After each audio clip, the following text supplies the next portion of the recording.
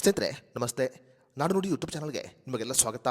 ಸ್ನೇಹಿತರೆ, ಎಟಿಎಂ ಕಾರ್ಡುಗಳಿಗೆ ಸಂಬಂಧಪಟ್ಟಂತೆ ಭಾರತ ಸರ್ಕಾರ ಈಗ ದೇಶಾದ್ಯಂತ ಹೊಸ ನಿಯಮವನ್ನು ಜಾರಿಗೆ ತಂದಿದೆ. ಇನ್ನು ಮುಂದೆ ಎಟಿಎಂ ಕಾರ್ಡ್ಗಳನ್ನು ಬಳಕೆ ಮಾಡುವವರು ಈ ತಪ್ಪನ್ನು ಮಾಡಿದರೆ ಜೈಲು ಶಿಕ್ಷೆಯನ್ನು ಅನುಭವಿಸಬೇಕಾಗುತ್ತೆ.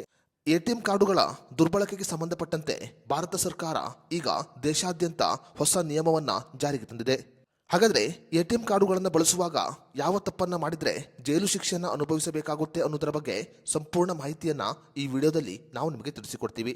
ವಿಡಿಯೋ ತುಂಬ ಇನ್ಫಾರ್ಮೇಟಿವ್ ಆಗಿದೆ, ಎಲ್ಲೂ ಸ್ಕಿಪ್ ಮಾಡದೆ ನೋಡಿ, ಹಾಗೂ ಈ ಮಾಹಿತಿಯನ್ನು ಪ್ರತಿಯೊಬ್ಬರಿಗೂ ಶೇರ್ ಮಾಡಿ.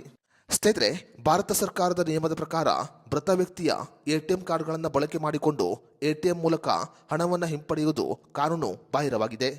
ಕುಟುಂಬದಲ್ಲಿ ಒಬ್ಬ ವ್ಯಕ್ತಿ ಮೃತಪಟ್ಟಿದ್ದು ಆತನ ಖಾತೆಯಲ್ಲಿ ಹಣವಿದ್ದರೆ ಆತನ ಎಟಿಎಂ ಬಳಕೆ ಮಾಡಿಕೊಂಡು ಆ ಹಣವನ್ನು ಹಿಂಪಡೆಯುವಂತಿಲ್ಲ.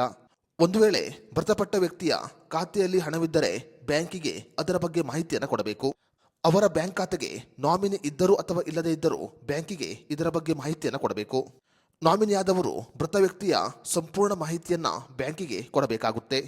ಮೃತ ವ್ಯಕ್ತಿಯ ಮರಣ ಪ್ರಮಾಣ ಪತ್ರ, passbook, cheque book, ID card, PAN card, Aadhaar card ಸೇರಿದಂತೆ ಹಲವು ದಾಖಲೆಗಳನ್ನು ನೀವು ಬ್ಯಾಂಕಿಗೆ ಕೊಟ್ಟ ನಂತರ ಆ ವ್ಯಕ್ತಿಯ ಖಾತೆಯಿಂದ ಹಣವನ್ನು ಹಿಂಪಡೆದುಕೊಳ್ಳಬಹುದು.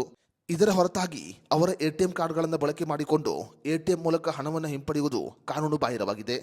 ಒಂದು ವೇಳೆ ಮೃತ ವ್ಯಕ್ತಿಯ ಎಟಿಎಂ ಕಾರ್ಡ್ಗಳನ್ನು ಬಳಕೆ ಮಾಡಿಕೊಂಡು ಎಟಿಎಂ ಮೂಲಕ ಹಣವನ್ನು ಹಿಂಪಡೆದರೆ ಅವರಿಗೆ ಭಾರಿ ಪ್ರಮಾಣದ ದಂಡವನ್ನು ಹಾಕಲಾಗುತ್ತೆ ಅಥವಾ ಜೈಲು ಶಿಕ್ಷೆಯನ್ನು ಅನುಭವಿಸಬೇಕಾಗುತ್ತೆ.